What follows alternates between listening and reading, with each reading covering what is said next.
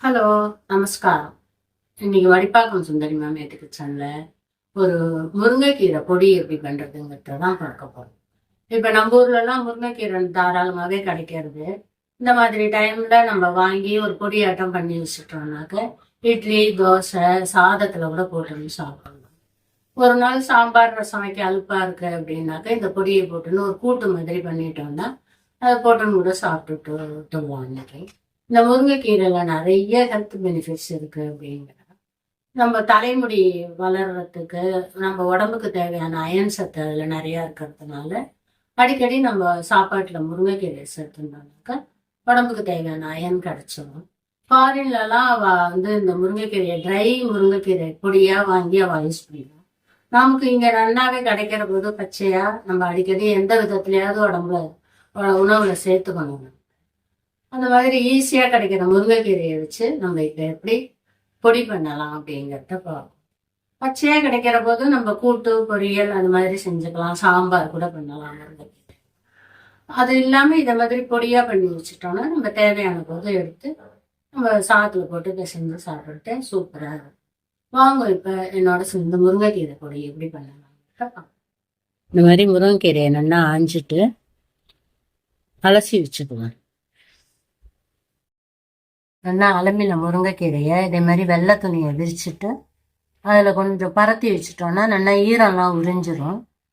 மறுநாள் காலம்புரை எடுத்து நம்ம பொடி பண்ணிடலாம். நெல்லோட்டமாக காஞ்சிருக்கும். இப்போ வந்து ஒரு சின்ன குழிக்கரண்டியால் ஒரு கரண்டி உளுத்தம்பருப்பு, ஒரு கரண்டி கடலைப்பருப்பு, ஒரு கரண்டி துவரம் பருப்பு. இப்போ இந்த 3 பருப்பையும் அடுப்பை சிம்மில் வச்சுட்டு பொறுமையாக செவக்க வறுத்துக்கணும். இப்போ வறுத்த பருப்பு எல்லாத்தையும் ஒரு தட்டில் கொட்டிட்டு 1/4 ஸ்பூன் எண்ணெயை விட்டு ஒரு துண்டு பெருங்காயத்தை போட்டு பொரிச்சுக்கணும். பொரிச்சுட்டு அதுக்கப்புறமா ஒரு 5 காஞ்ச மிளகாயை லைட்டாக வறுத்து எடுத்து வச்சுக்கணும். இந்த அளவு எல்லாமே ஒரு கைப்பிடி முருங்கைக்கீரைக்கான அளவு தான். நீங்கள் நிறையா பண்ணுற மாதிரி இருந்தால் அந்த அளவுக்கு தகுந்த மாதிரி பார்த்து நிறையா மிளகா, உளுத்தம்பருப்பு எல்லாம் போட்டு பண்ணிக்கோங்க. அதே வானலில் 1 ஸ்பூன் மிளகு, ஒரு 2 ஸ்பூன் அளவுக்கு ஜீரகம், ரெண்டையும் போட்டு ஜீரகம் படபடன்னு பொரியிற அளவுக்கு வறுத்துட்டு அதையும் அந்த பருப்போடு எடுத்து வச்சிடணும். இப்போ லாஸ்ட்டாக 1 ஸ்பூன் எள்ளு போட்டுக்கலாம். 1 ஸ்பூனோ 2 ஸ்பூனோ போட்டுக்கலாம், அவங்க வாசனைக்கு தகுந்த மாதிரி. வெள்ளை எள்ளு போட்டால் கலர் நல்லா இருக்கும். என்கிட்ட கருப்பு தான் இருந்ததுனால நான் கருப்பு எள்ளு போட்டிருக்கேன். இந்த எள்ளும் நல்லா படபடன்னு பொரிஞ்சதுக்கப்புறமா அதையும் அந்த பருப்போடு சேர்த்துடலாம்.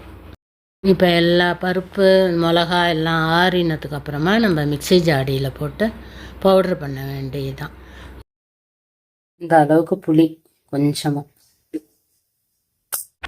நம்ம பருப்பெல்லாம் வறுத்த அதே வானல்லே இப்போ முருங்கைக்கீரை நெல்லோட்டமாக வச்சுருந்ததை எடுத்து போட்டு ஒரு 2 நிமிஷம் பெரட்டினோம்னாக்கா சிம்மில் வச்சு நல்லா பொறன்னு ஆகிடும். கீரையோடைய ஒரு 4 கொத்து கருவேப்பிலையும் போட்டால் வாசனையாக இருக்கும். இந்த அளவுக்கு மரன்னு ஆகணும். அது அப்போ தான் பொடி வந்து வீணாக போகாமல் இருக்கும்.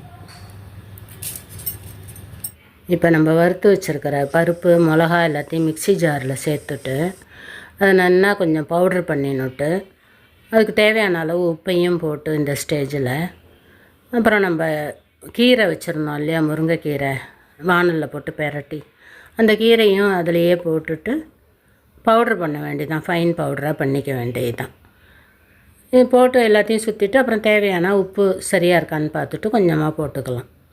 இப்போ அப்படியே முருங்கைக்கீரை பொடி ரெடி ஆகிடும். இதை வந்து சாதத்தில் போட்டு சாப்பிட்டா சூப்பராக இருக்கும். இட்லி, தோசைக்கு எதுக்கு வேணால் தொட்டுக்கலாம். சூடான சாதத்துக்கும் சூப்பராக இருக்கும். நீங்களும் இது மாதிரி செஞ்சு பார்த்துட்டு எப்படி இருந்ததுங்கிறத கமெண்ட்டில் சொல்லுங்கள். இதை அப்படியே ஒரு கண்ணாடி பாட்டிலில் ஸ்டோர் பண்ணிக்கோங்க. இந்த வீடியோ உங்களுக்கு பிடிச்சிருந்ததுன்னா லைக் பண்ணுங்க, ஷேர் பண்ணுங்க, கமெண்ட் பண்ணுங்க, சப்ஸ்கிரைப் பண்ணுங்க. தேங்க்யூ ஃபார் வாட்சிங்.